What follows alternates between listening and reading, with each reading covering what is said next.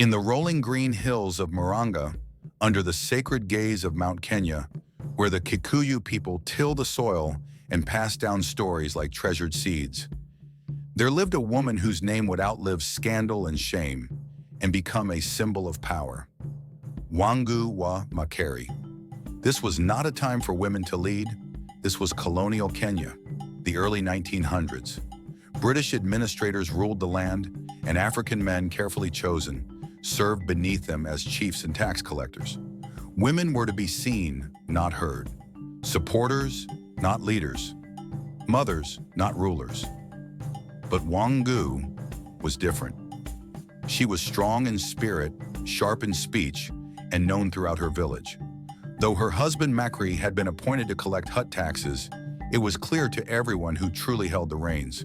When Makeri faltered, unable to control the people or the records, the colonial officers looked beyond him, and what they saw was a woman of power, a woman of action. They made a decision few thought possible.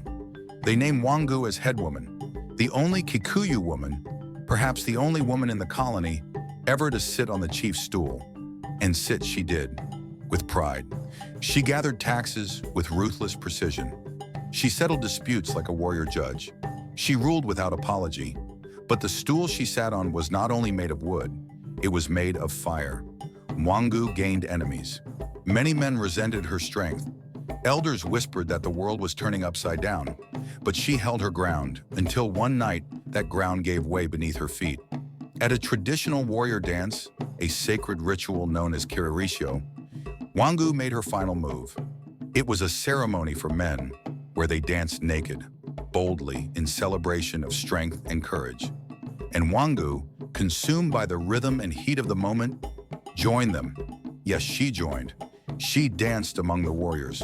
She removed her covering. She broke the final taboo. The people were stunned. Some laughed, some gasped, some turned away. By dawn, the story had spread. The elders called it disgrace. The colonial officers saw weakness. The community, divided, faced with shame and backlash. Wangu did not fight. She simply stepped down. And just like that, the woman who had ruled with iron and elegance was gone from power. But her story was not. Today, when we speak of Wangu wa Makeri, we do not just remember the scandal.